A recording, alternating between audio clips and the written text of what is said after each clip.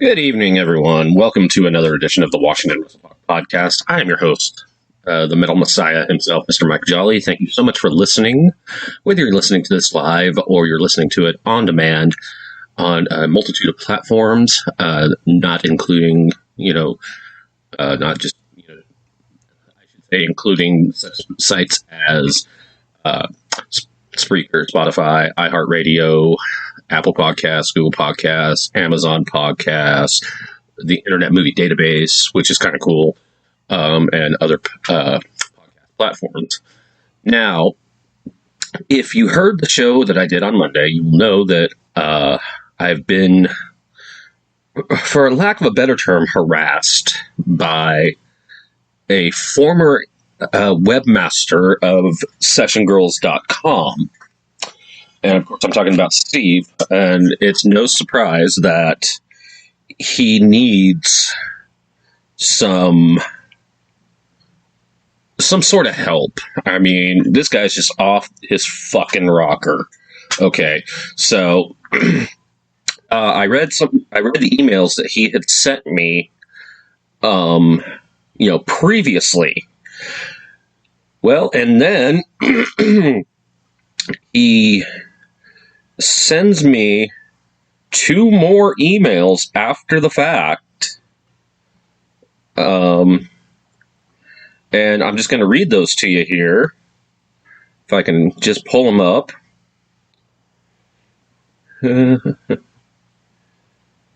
So the first thing he sends me on was Tuesday at 1:04 in the afternoon. So, how's your ammo doing? I don't know. It kind of speaks for itself, buddy.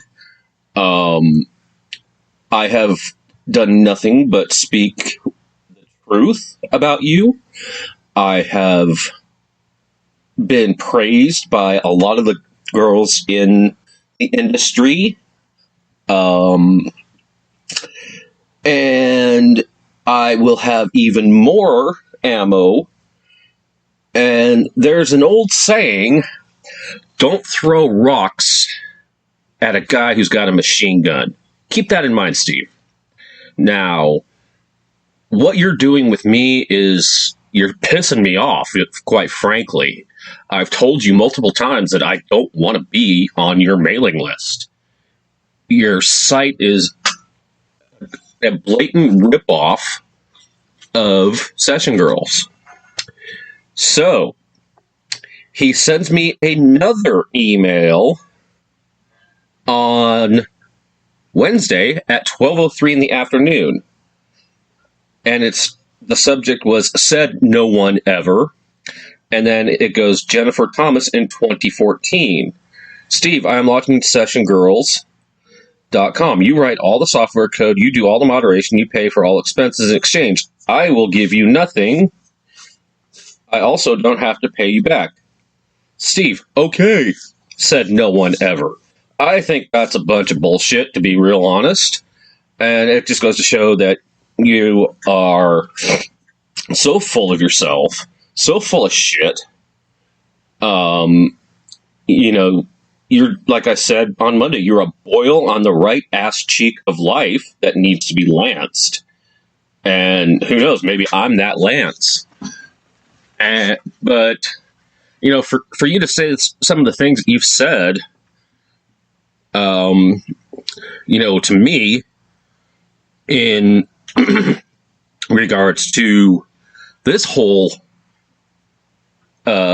situation, is quite frankly appalling. I mean, you have no idea how hated you are in this industry. Moving on, I received yet another email. I just want this one. Nope, don't want that. Let's see. Yeah, we'll do that. So I received another email. This time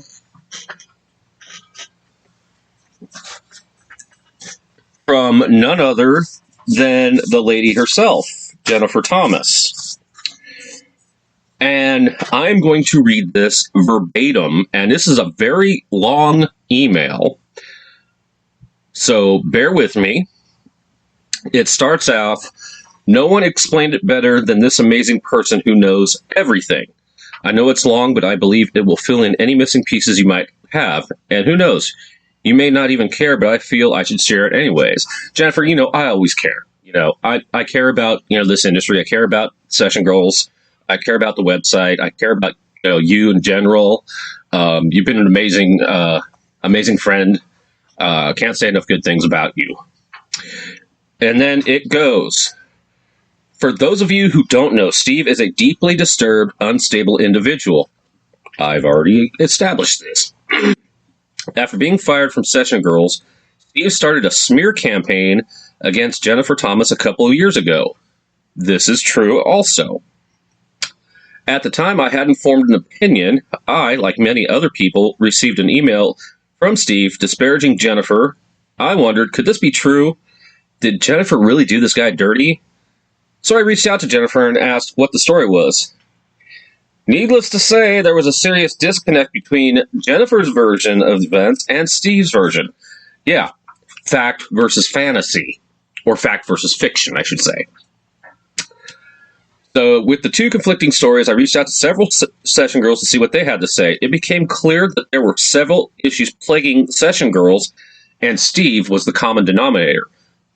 I also, established that as well. It is important to note that during this time, Steve made several claims, each one progressively more grandiose and detached from reality. Yeah, we know. And I've noticed this in the emails he has sent to me.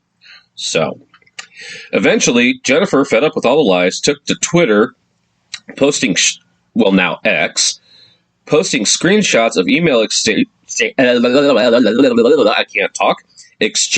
corroborating her version of the events. When it was all said and done, all Steve accomplished was that he made an ass out of himself, which is true.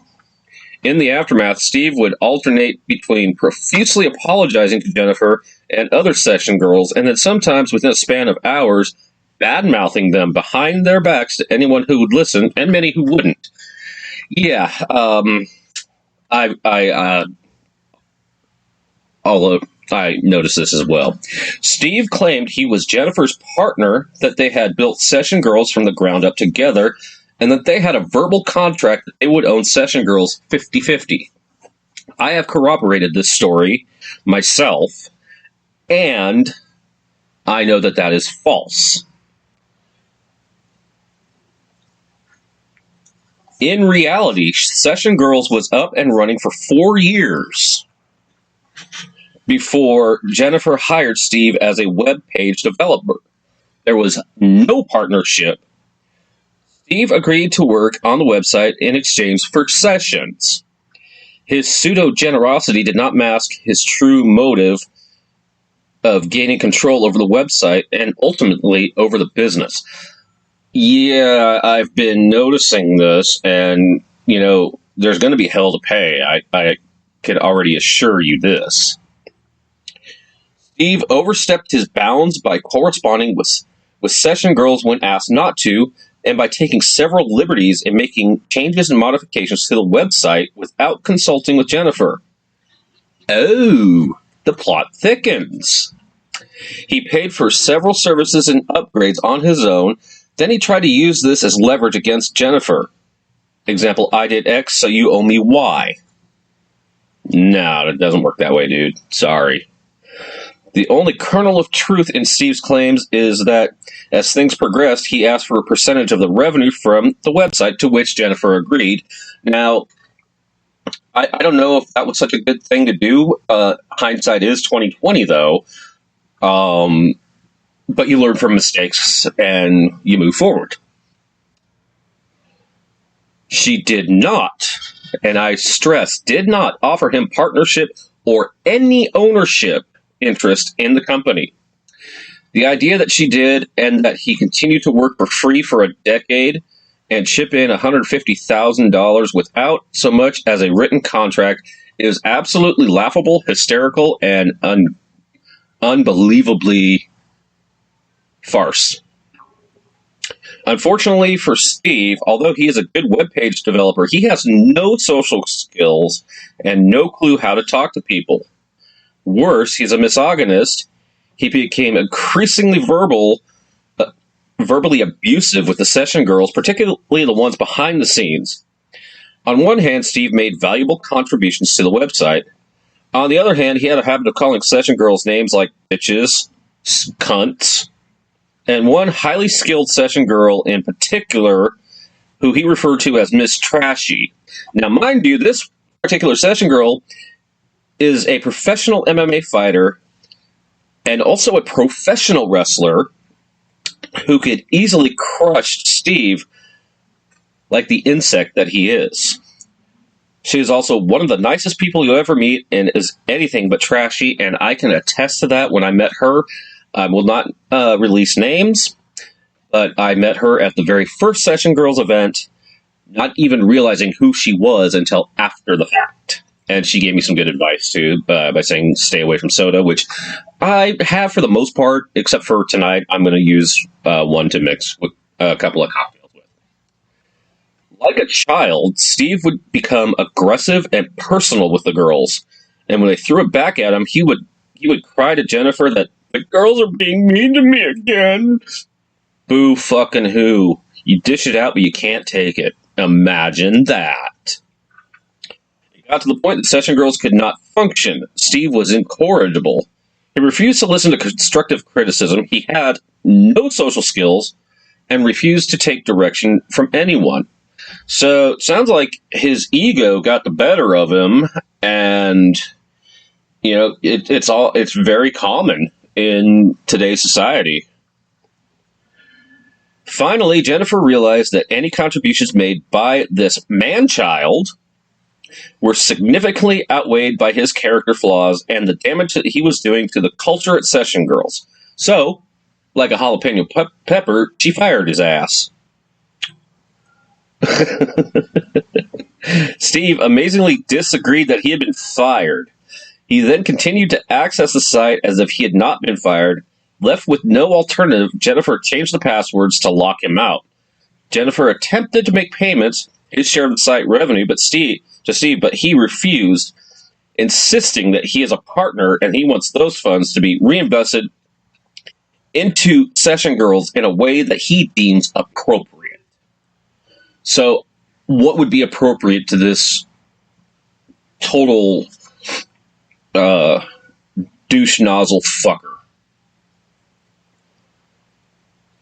Jennifer, being the actual sole owner of Session Girls, and after seeing through Steve's manipulative bullshit, did not want the change that Steve was demanding. Jennifer insisted that he take the money and leave her and Session Girls alone. Steve was incapable of accepting that he had been fired, which might have implications elsewhere, so he obsessed over this incident and has been mentally unwell ever since. Although in Steve's defense, he probably was unwell before he even met Jennifer, so that goes without saying, you know. Like a jilted ex who can't handle being dumped, he has repeatedly hounded Jennifer, Session Girls, and myself, actually, making outrageous, false, defamatory claims that anyone close to the issue sees right through immediately. For example, and he has told me this himself, he claims he worked for 10 years and shelled out $150,000 of his own money to Session Girls. What idiot is going to work to free and in addition drop an average of $15,000 a year for 10 years while receive nothing in compensation? Does this claim even hold water? To be real honest, does it? I mean, granted, when I do my Beat Up the Podcaster videos, I refuse to be paid. I do it for free, and you know, it goes all on the girls' however they want to sell it, whether it's on Clips for Sale or whatever, and I just get, a bigger audience. I mean, but it's unclear whether Steve is deliberately lying to defame Jennifer or if he has actually convinced himself of his own diluted versions of the events. Yeah, I think it's probably diluted. I think it's very diluted. Like in most people with serious personality disorders, that those lines are often blurred. He blames Jennifer for ruining, quote unquote, his reputation in the mixed session wrestling community. Sadly, Steve will do mental gymnastics to eschew the reality that he and he alone is responsible for soiling his reputation in this community. The more I read this, the more I just absolutely fucking mind boggled. I mean, how is anyone like this? How did anyone like this survive from the womb? To be real honest, I'm no joke. Okay. And what's worse is that the community's perception of him is a fair and accurate one. I wish Steve the best and sincerely hopes he can get the professional help that he desperately needs. Yes, he does need professional help. They do make medication for what he's going through. Trust me, I know. I work in a pharmacy, for fuck's sake. I see it all the time. But for him to make these claims, to harass Jennifer, to harass session girls, to harass me, to harassing God knows who else, is juvenile. It's embarrassing for him, and there's just no other way to put it, and on behalf of all those that he's affected, I wish to apologize, even though I'm one of the ones that's being affected. So, but I still, I'm sorry that this guy has done this to you all. I mean, it's just really sad that, someone like that can make these egregiously outrageous claims and try to. It's almost like the Ultimate Warrior back in 1991, when he made some egregious claims against Vince McMahon at WWF and demanded, $500,000. That's almost like this, but not really. He will be lucky. I mean, some of the things that he sent to, some of these session girls, just outright harassment. And it's just really, really unbelievable that someone like this is not getting the professional help that he needs. And I'm just going to leave it at that. Speaking of session girls, let us see who is coming to Oregon because Oregon's the closest to me.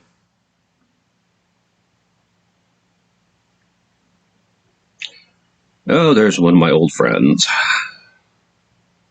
I do have to get in touch with her eventually.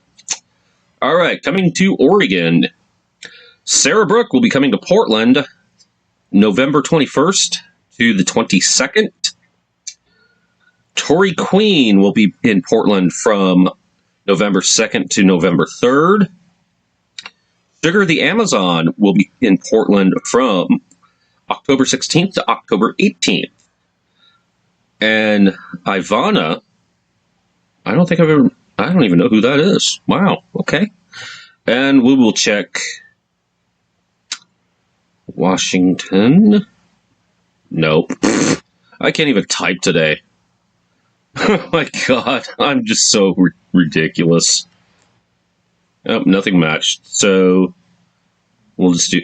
And so every time I do Washington, it pops up with Washington, D.C., and I think I need to let Jennifer know this. Yeah, because it'll say. Okay, it does say Washington, D.C. and Seattle. So Sarah Brooke will be in Seattle November 2nd, 22nd, and 23rd. Tori Queen will be in Seattle November 3rd to November 4th. Megan Jones will be in Seattle October 30th to October 31. Tapered Physique will be in Seattle from October 11th to October 12th.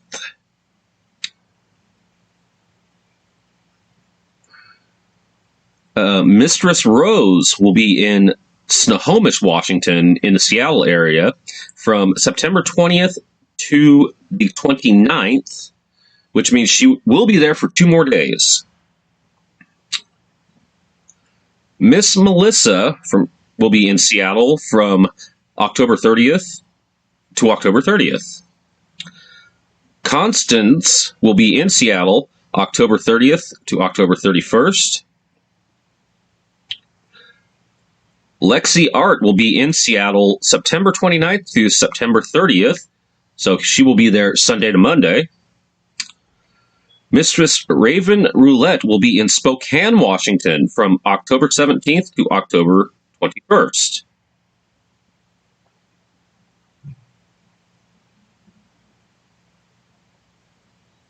Wait a minute, Echo Bell is from Spokane? I didn't know that.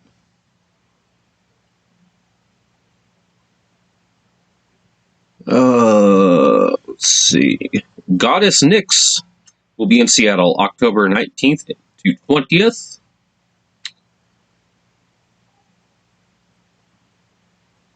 Let's see. Other Washington?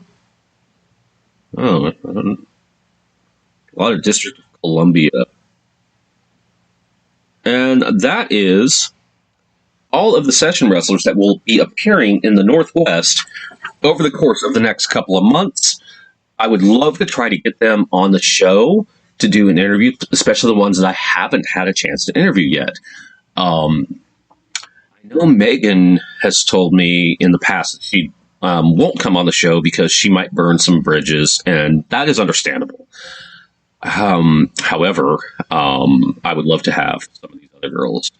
Sarah Brooke has been highly requested, and I would dearly love to have her as a guest on the show. We would have a lot to talk about. All right, ladies and gentlemen, that's going to wrap it up for this episode. I hope you enjoyed it. Don't forget to check out all my other episodes. Don't forget tomorrow at 2 p.m. Pacific time, the Washington Craft Brew Talk will air live, where I'm going to be doing something with a twist. You'll have to find out what it is.